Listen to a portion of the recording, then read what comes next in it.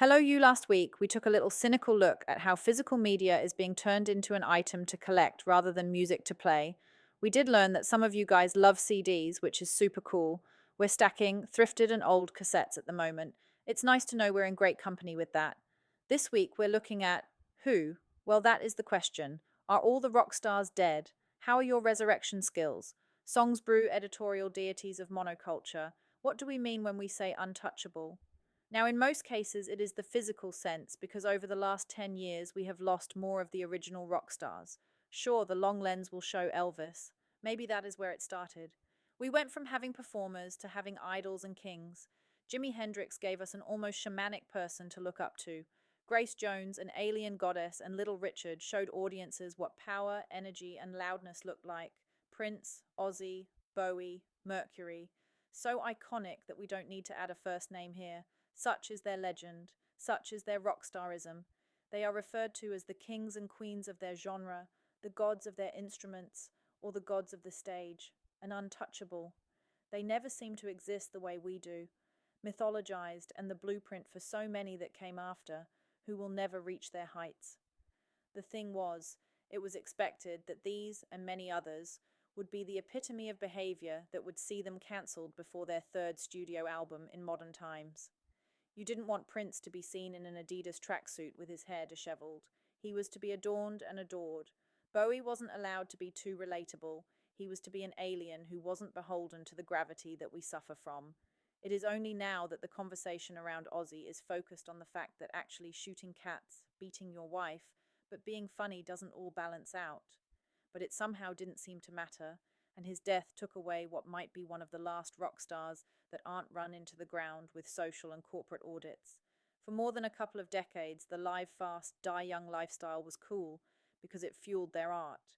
It fed us new music, stunning visuals, and artists that had become vessels for our collective shadows, whereas now we want them to be role models and spokespeople.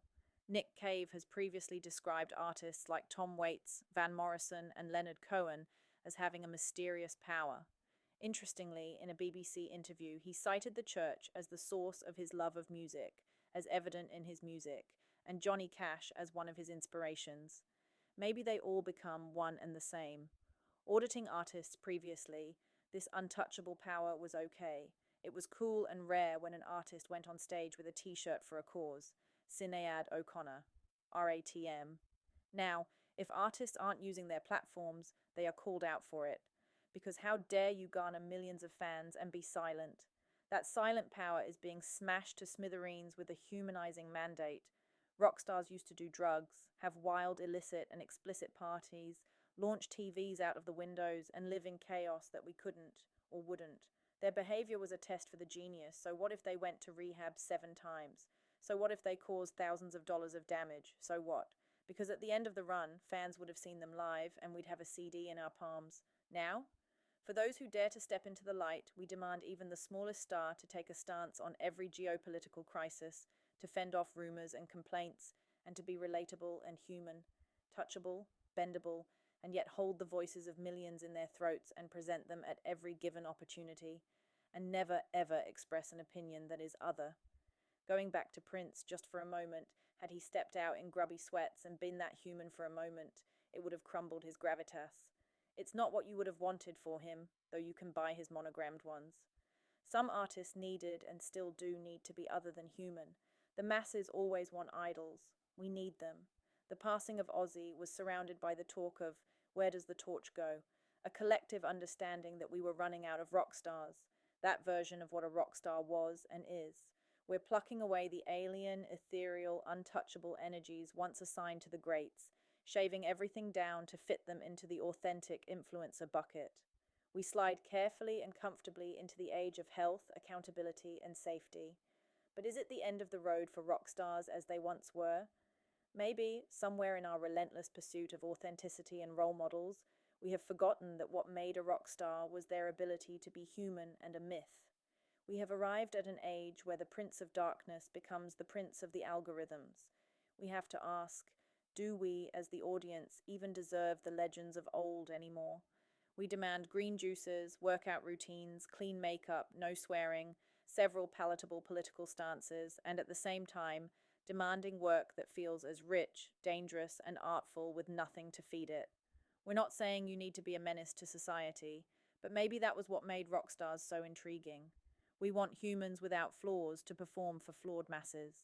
We wanted to bring the idols, kings, and rock stars to walk with us, and perhaps we didn't know at the time they'd lose the power to fly when they did.